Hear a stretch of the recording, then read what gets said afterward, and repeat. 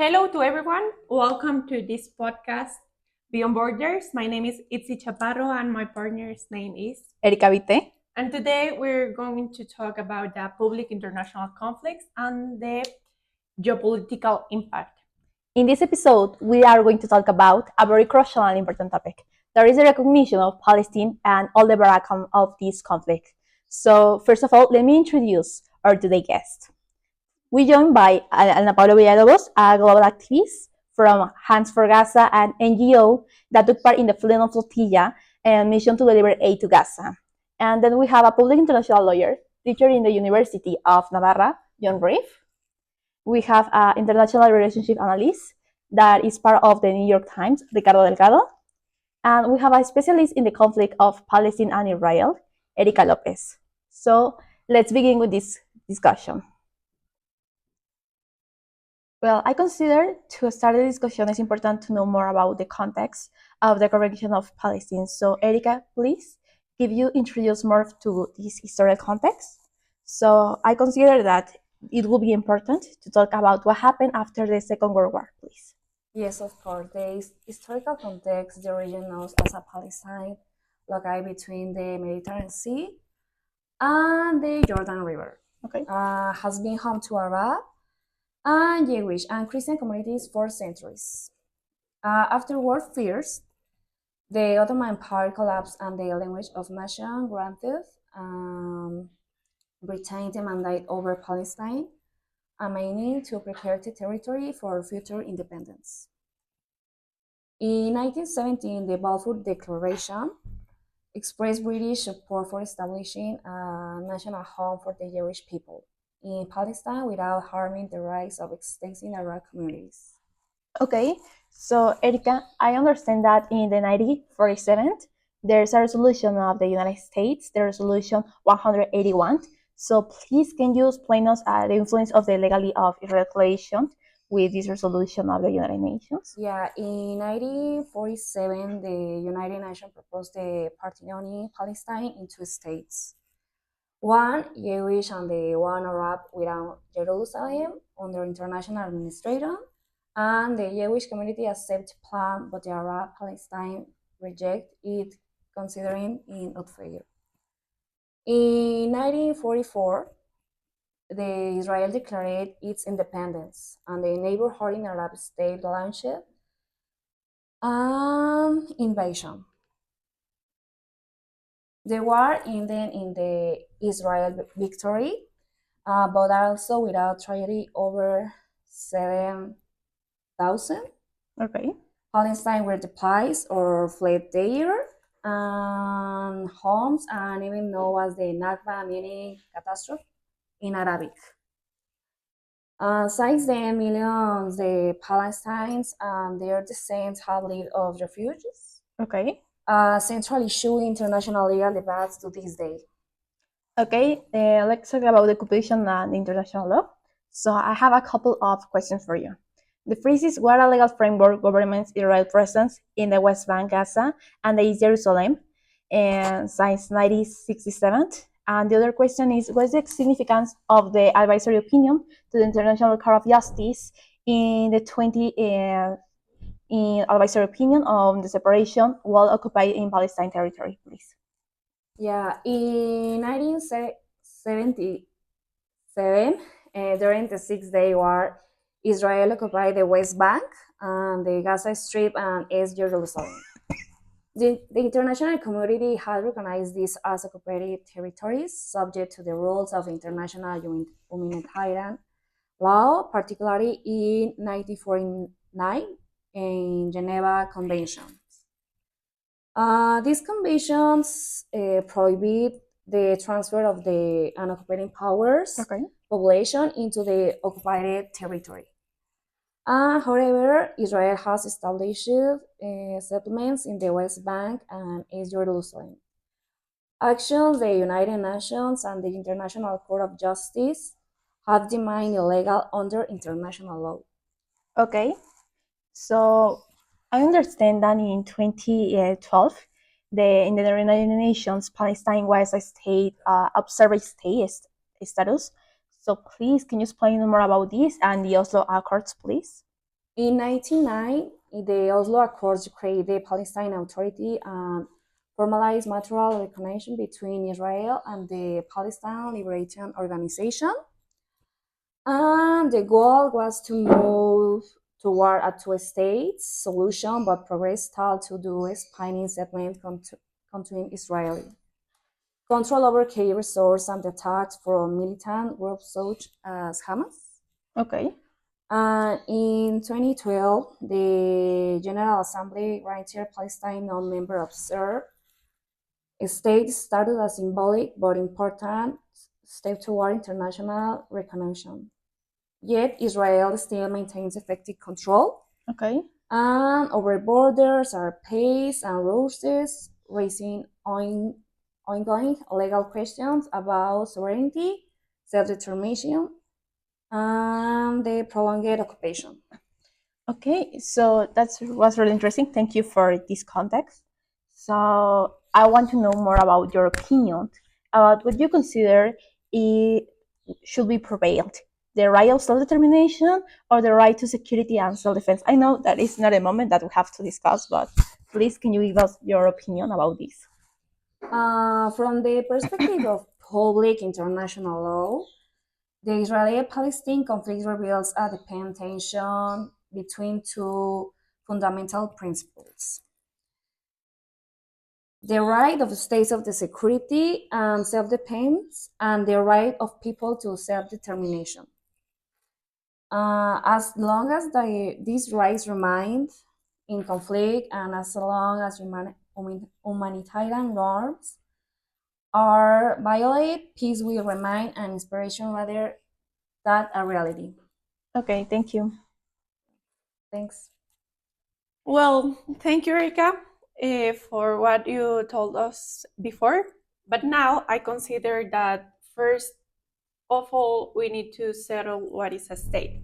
And for that, according to the Montevideo Convention of 1933, a state is an entity that has four important elements: a permanent population, a defined territory, an effective government, and the capacity to enter into relations with another states. So, based on that, I think that it's important to know how these criteria that Montevideo Convention settled is applied to Palestine and their background and elements. Can you tell us, Juan Rodrigo? Yeah, thanks, Itzi. So, as you said, the Montevideo Convention establishes what an state is, and we have to define these four elements to better understand what we are talking about. So, the first one is a defined territory. This is the land and boundaries within which it exercises its authority. The exact borders don't have to be fully settled. Many states have border disputes, but the state must have a core area of effective protocol. That's where they use their capacity, their force, etc., within their people. So, what do you want to settle? In this case of Palestina, partially applies in the Montevideo Convention because in my criteria, Palis- Palestine no no not has the requirements. Well, in a partial way. Mhm. Of course, they have a territory. Of course, they have permanent population. Of course, they have the government in a specific way, but the capacity to have international relationships, it's like a control, or it's not a partial. It's not a well. This, since my point of view, not no not say, not has this requirement, this formal element. Yeah, so we will get more into that a little bit further, but also to continue with this explanation about the four elements, we also need a permanent population. Mhm. A state must have people who permanently resides within it in a stable community that identifies with that territory. And in Palestine, this element, how is how we can see this element, the permanent population? Well, if we go to the numbers, the Palestine population is about over 5 million people, Mhm. so it fulfills this element specifically. Now, moving on with the other requirements, there's also the government, but it's not only having a government, it must be an effective government, a functioning government. And you think that Palestine have a effective government? To my opinion, as a lawyer and according to the international law, I really believe that it does not meet this requirement because we have two different governments that are taking part into Palestine. I don't know if my friend Ricky wants to profundize in this element. Sorry, I only want to know what is a permanent, what is an effective government, and what are the requirements, what is the difference? Yeah. So what we need to say that this is an effective of or functioning government is that it exercises authority over its population and territory. This means that there's an organized structure capable of making and enforcing law, maintaining order, and representing the people. But if you are telling me that there are two governments that claim they have authority over this area, it is contradictory in many ways because if we unify that government, there's not going to be part of everyone in that, and that is going to make more complicated the relationship between the government and the population.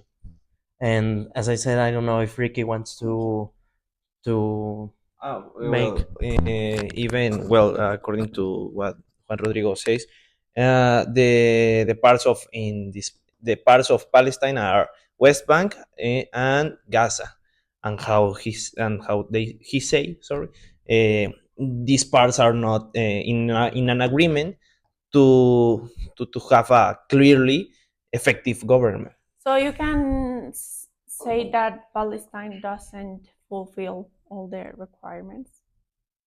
No, that's why I think it's not a state like that. Even if they have a position in the UN, see UN, but only is a observer state, not like a state that has a vote. So Mhm. since my point of view, it's like more like a non-state. What about the capacity of international relations? Well, we can define this element as the state being able to conduct foreign affairs, to make treaties, to join international organizations, and have diplomatic relations with other states. And despite everything, Palestine maintains diplomatic relations with more than 130 countries, and it's a member of organizations such as UNESCO and has signed the Statute of Rome, which is from the International Criminal Court. So we can say that it fulfills completely three of the four elements: Which ones? the defined territory, the permanent population, and the capacity for international relations. Well, I understand your position, Mhm. but I have a feeling about the position of Ricardo because I think that maybe only fulfilled with three elements, Mhm. and in the case of effective government, uh, they don't fulfill this criteria. Mhm. But I think that in this case of this element, Mhm. it's not only because of the state, Mhm. it's because other things.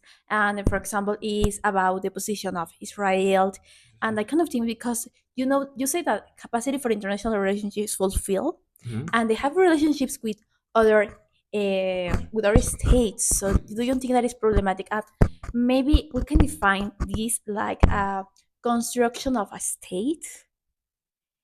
Mm, well, I uh, I think I have a misunderstanding because I have my criteria. It goes more like effective government.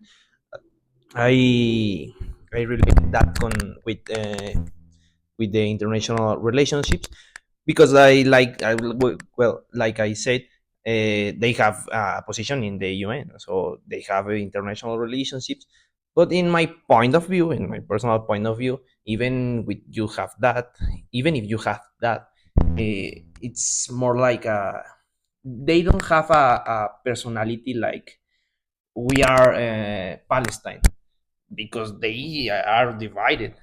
So maybe if they, since my point of view, maybe if they have a, a line, if in the two parts are follow this line, maybe probably, since my point of view, they can be a state. I don't know if They I can be or no. they can be if they follow a strict line we are Palestine, but since my well, I think they are not in agreement to say we are Palestine because they are divided. Yes, I understand, but actually, I think that it's really complex this topic Mm-hmm. in public international law Mm-hmm. because you know the theories of the recognition of a state, Yes, yes. and for example, in the case of declarative and the constitutive theories, Mm-hmm. in the case of Palestine, we don't fulfill the requirements Mm-hmm. for the recognition of a state. So I believe that we are in a, I don't know how to say that, but a new kind of constructive state, like a new thing, in the development of the public international law, in the case of the recognition. So, Well, I probably yes, but if they in that case we are not talking about a Palestine together. Maybe if they have Gaza and West Bank in a different order. O sea, well, Gaza can say the UN has to recognize me, and West Bank says you recognize me. In that way, separately, probably, but together, no. Also, I wanna say something. Uh, Palestine, well, in the element of capacity of international relations, uh, also the the diplomatic capacity that Palestine has is limited, and it's an important thing because they cannot vote in the General Assembly or sponsors resolutions. So also, I don't know if Palestine fulfilled also this requirement. Also, something that I wanted to add to what Ricky said just a few moments ago is that the capacity element in this case is actually really complicated because it transcends the legal structure and is more of a sociological policy conflict conflict. because it's not only about what the other states thinks or whatever. It's more like Ricky said, there's a division inside the country that maybe it could be a negative thing because we don't know if that exteriorization of their will is of all or only of a certain part. Exactly. But I believe that we are in a development of the public international law. And it's because, yes, I understand the limited capacity for international relationships and in the case of the sovereignty. But at the same time, we're see this development in public international law, and we see that sometimes it's not only the theory and it's the practice thing. And in this case, is that if the United Nations consider an observant state, they have other, there is a subject in the public international law. Maybe there is not a state.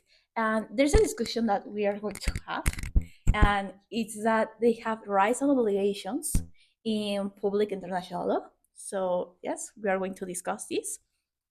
And is that Palestine under public international law focus inequalities that state, but what happens if there is not a state? Actually, they have some obligations and important rights that they maybe is not a recognition like I state, but we have to think about that. And for example, is the case of the right to self-determination, and it's for example in the Charter of United Nations in the Article 1, and they establish the self-determinations in the case of the state. And what is self-determination? Self-determination is the right that every people, in this case including the people in Palestine, has the legal authority to determine its political status and freely purpose its development. So I think that is really important that maybe there's a really complex discussion if it's a state or it's not a state.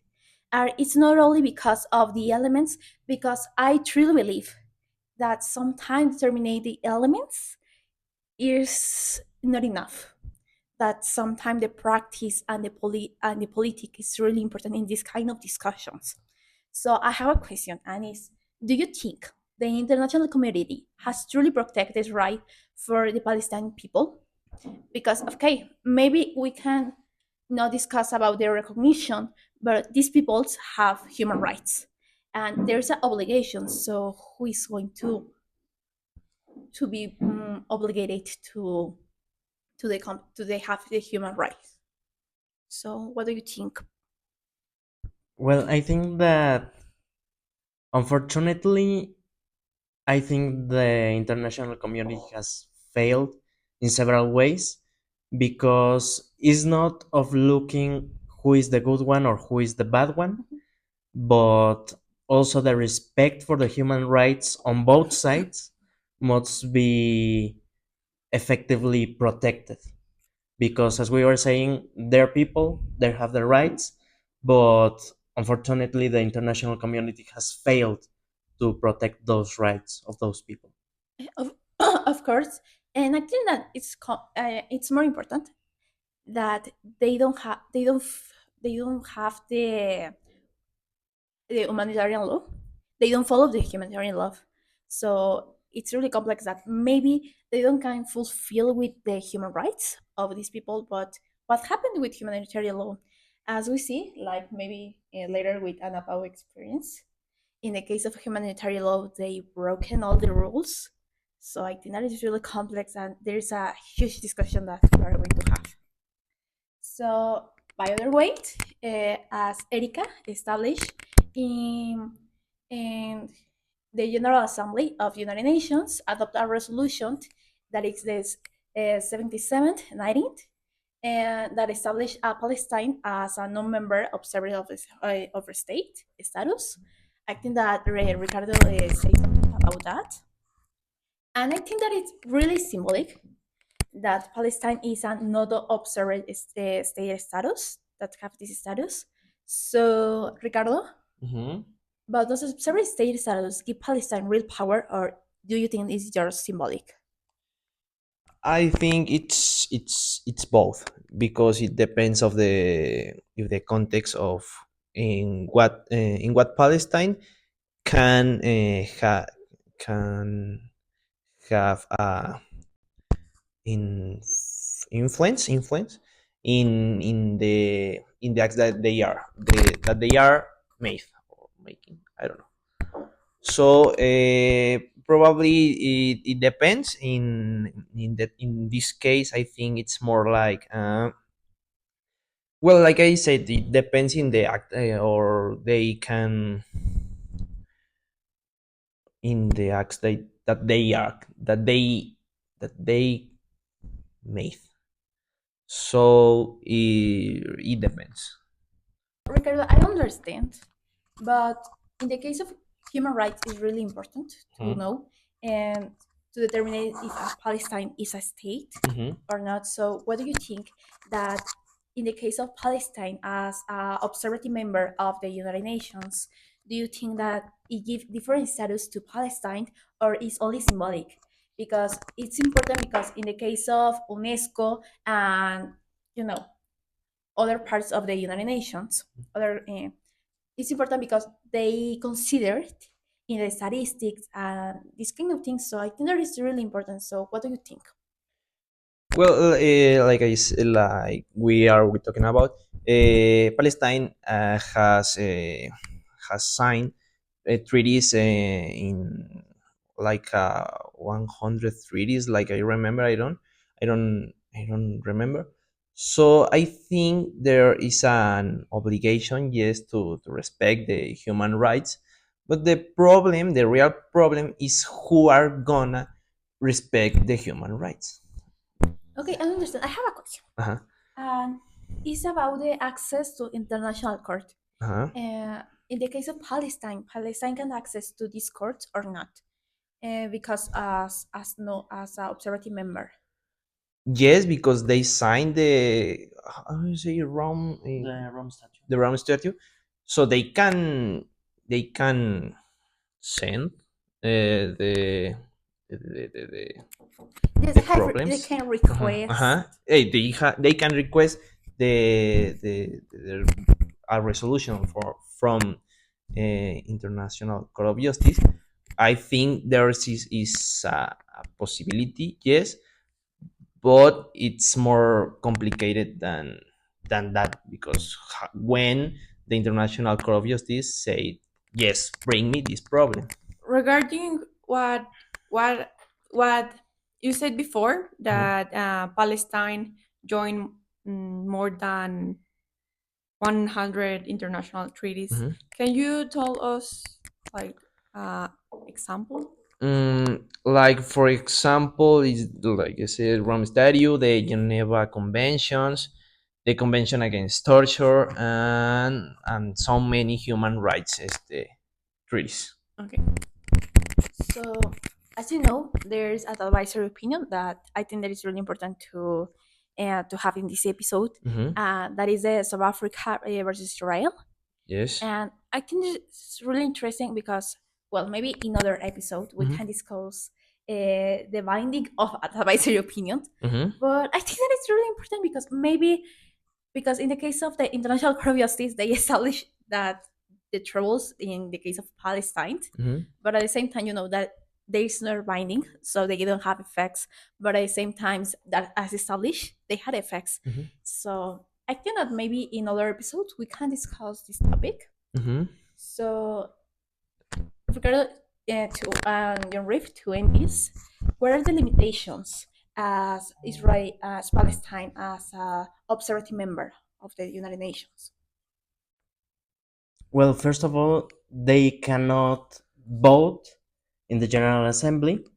This brings them to maybe decreasing their capacity to this, but also it doesn't mean that they don't have the capacity to do other things, as we said, the signing of the Rome Statute and the other treaties that they have signed. Thank you. So, do you have some questions about this topic? About this in specific, no. But I wanna now talk about the International Criminal Court, that I think that is very important to avoid. And I want to say that since 1215, Palestine has been a state party to Rome Statute, as Ricardo said before, which means that it can refer cases to the Criminal Court of to the International Criminal Court, but it must also accept the court's jurisdiction over crimes committed in its own territory. This is a powerful step because it places Palestine within the system of international accountability. So now I want to ask you, Juan Rodrigo, does joining the International Court of no, the International Criminal Court make Palestine stronger, or could it expose it to new risk? I think it does both because legally this enhances Palestine's international personality because the ICC's acceptance is recognizes Palestine as a state of the court purposes, and it allows Palestine, as Ricky said, to make claims and to refer cases to the prosecutor and seek accountability for alleged violations on its territory. This reinforces Palestine's legitimacy and demonstrates the commitment to rule of law and provides a non-violent avenue to pursue justice. However, as I said, that it does both, accession also entails reciprocal obligations with other members of the ICC's Rome Statute. So this says that all actors on Palestine, meaning the Palestinian army armed groups, officials, government members, can also be investigated for crimes such as indiscriminated attacks on civilians, hostage taking, and summary executions. What do you think about it? Mm, I think that it's a great step forward that Palestine has signed the ICC's statute, and I really think that it's important not only that they can make claims, that they can refer cases to the prosecutor, but also that if someone from that territory commits a crime, then also can be judged by this court. Thank you, Juan Rodrigo. That was very interesting. Now, I think that is important to talk about the human rights and the humanitarian obligations. And for that, I want to say that Palestine has also ratified major human rights conventions, including the International Covenant on Civil and Political Rights, the Convention Against Torture, and the Convention of the Rights of the Child. This treaty imposed real obligations to Palestine. What kind of obligations? Well, to protect civilians, prevent torture, and guarantee due process. So, regarding to the human rights and the humanitarian obligations, Pau, can you tell us about your experience being in the flotillas helping Palestine, taking in account the rights that I said that Palestine have? Yes, first I want to I'm very grateful for the invitation and this episode, and I want to give a little context about what flotillas are, and then I will tell you my experience in flotillas. Bueno, well, it's a civil initiative that organizes ships to break the blockade and bring humanitarian supplies such as food, medicine, and medical equipment. The crews are made of for activists, journalists, healthcare, and people from different countries who aim to raise awareness about Gaza situation and increase international pressure.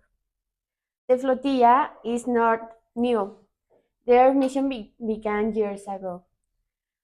On one of the most famous, what is Mavi Marmara in 2010, and similar missions have continued since. The legality of this flotilla's action is complex. Israel claims the blockade and its intentions are justified for national security. Organizers argue that their vessels travel in international waters and pose no danger.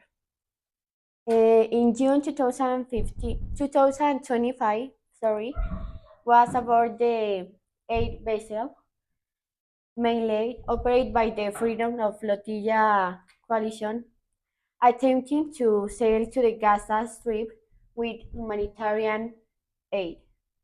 The Israeli Navy intercepted the ship approximately 1,085 kilometers of the coast of Gaza.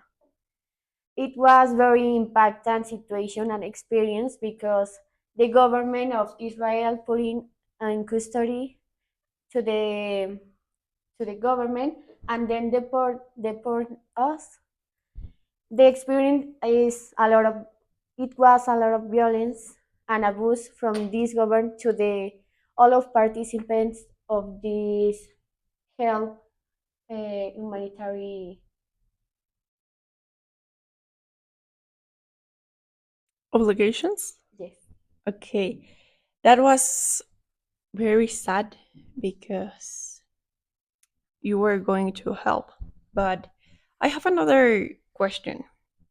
Can a state under occupation realistically meet all these obligations? What do you think?